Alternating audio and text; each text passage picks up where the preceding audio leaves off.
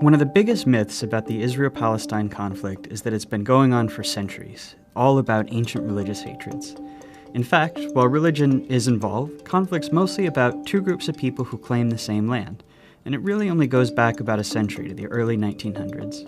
Around then, the region along the eastern Mediterranean we now call Israel-Palestine been under Ottoman rule for centuries, was religiously diverse, including mostly Muslims and Christians, also a small number of Jews who lived generally in peace. It was changing in two important ways. First, more people in the region were developing a sense of being not just ethnic Arabs, but Palestinians, a distinct national identity. At the same time, not so far away in Europe, more Jews were joining a movement called Zionism, which said that Judaism was not just a religion, but a nationality, one that deserved a nation of its own. And after centuries of persecution, many believed a Jewish state was their only way of safety and saw their historic homeland in the Middle East as their best hope for establishing it.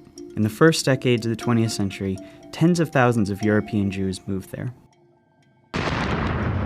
After World War I, the Ottoman Empire collapsed, and British and French empires carved up the Middle East, the British taking control of a region it called the British Mandate for Palestine. At first, the British allowed Jewish immigration, but as more Jews arrived, settling into farming communities, tension between Jews and Arabs grew. Both sides committed acts of violence, and by the 1930s, the British began limiting Jewish immigration. In response, Jewish militias formed to fight both the local Arabs and to resist British rule. Then came the Holocaust, leading many more Jews to flee Europe for British Palestine and galvanizing much of the world in support of a Jewish state. In 1947, as sectarian violence between Jews and Arabs there grew, the United Nations approved a plan to divide British Palestine into two separate states. One for Jews, Israel, and one for Arabs, Palestine. The city of Jerusalem, where Jews, Muslims, and Christians all have holy sites, was to become a special international zone. The plan was meant to give Jews a state, to establish Palestinian independence, and to end the sectarian violence that the British could no longer control. The Jews accepted the plan, and they declared independence as Israel. But Arabs throughout the region saw the UN plan as just more European colonialism trying to steal their land. Many of the Arab states, who had just recently won independence themselves, declared war on Israel in an effort to establish a unified Arab Palestine where all of British Palestine had been. The new state of Israel won the war. But in the process, they pushed well past their borders under the UN plan, taking the western half of Jerusalem and much of the land that was to have been part of Palestine.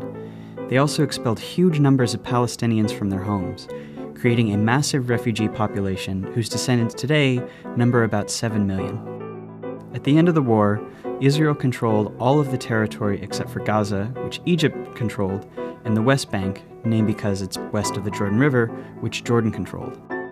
This was the beginning of the decades-long Arab-Israeli conflict. During this period, many Jews in Arab-majority countries fled or were expelled, arriving in Israel. Then something happened that transformed the conflict. In 1967, Israel and the neighboring Arab states fought another war. When it ended, Israel had seized the Golan Heights from Syria, the West Bank from Jordan, and both Gaza and the Sinai Peninsula from Egypt. Israel was now occupying the Palestinian territories, including all of Jerusalem and its holy sites. This left Israel responsible for governing the Palestinians, a people it had fought for decades. In 1978, Israel and Egypt signed the US-brokered Camp David Accords. Shortly after that, Israel gave Sinai back to Egypt as part of the peace treaty. At the time, this was hugely controversial in the Arab world. Egyptian President Anwar Sadat was assassinated in part because of outrage against it. But it marked the beginning of the end of the wider Arab-Israeli conflict. Over the next few decades, the other Arab states gradually made peace with Israel, even if they never signed formal peace treaties.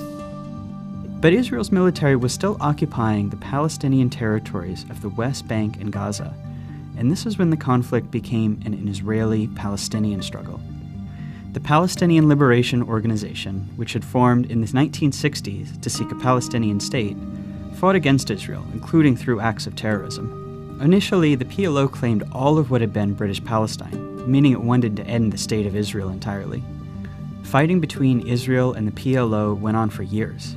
even including a 1982 Israeli invasion of Lebanon to kick the group out of Beirut. The stillness of the ceasefire in southern Lebanon was shattered today by the sound of guns, bombs, and planes. The PLO later said it would accept dividing the land between Israel and Palestine, but the conflict continued. As all of this was happening, something dramatic was changing in the Israel-occupied Palestinian territories. Israelis were moving in. These people are called settlers, and they made their homes in the West Bank and Gaza, whether Palestinians wanted them or not. Some moved for religious reasons, some because they want to claim the land for Israel, some just because the housing is cheap, often subsidized by the Israeli government.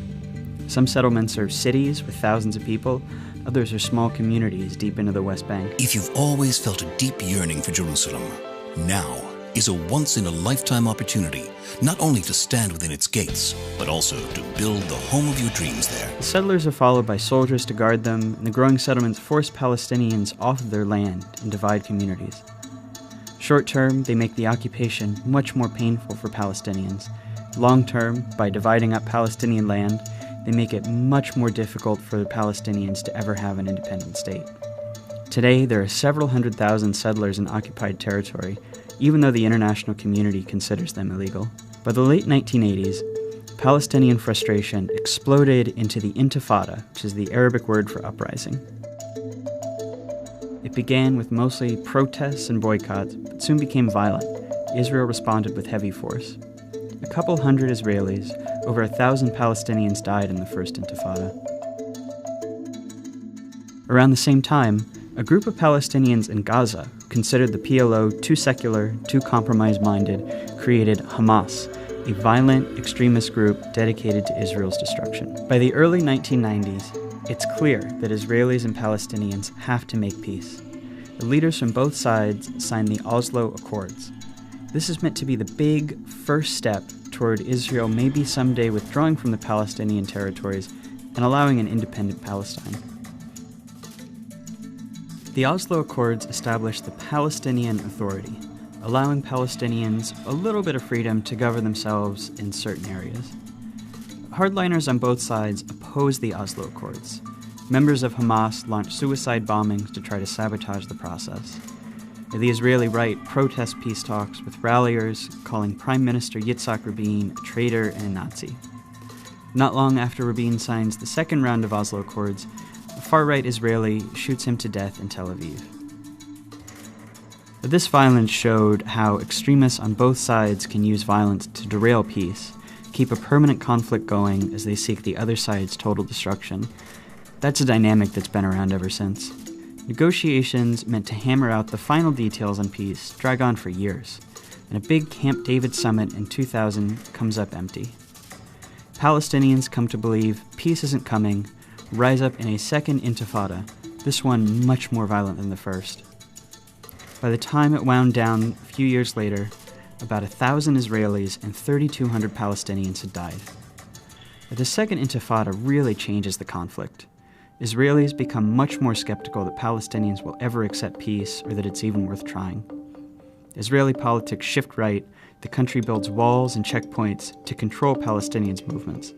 They're not really trying to solve the conflict anymore, just to manage it. The Palestinians are left feeling like negotiating didn't work, and violence didn't work, and that they're stuck under an ever-growing occupation with no future as a people. That year, Israel withdraws from Gaza. Hamas gains power, but splits from the Palestinian Authority in a short civil war, dividing Gaza from the West Bank. Israel puts Gaza under a suffocating blockade, and unemployment rises to 40%. This is the state of the conflict as we know it today. It's relatively new, and it's unbearable for Palestinians. In the West Bank, more and more settlements are smothering Palestinians, often respond with protests and sometimes with violence, though most just want normal lives. In Gaza, Hamas and other violent groups have periodic wars with Israel. The fighting overwhelmingly kills Palestinians, including lots of civilians. In Israel itself, most people have become apathetic. For the most part, the occupation keeps the conflict relatively removed from their daily lives, with moments of brief but horrible violence. There's little political will for peace.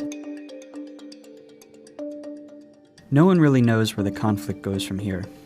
Maybe a third intifada, maybe the Palestinian Authority collapses. But everyone agrees that things as they are now can't last much longer, Israel's occupation of the Palestinians is too unstable to last, and that unless something dramatic changes, whatever comes next will be much worse.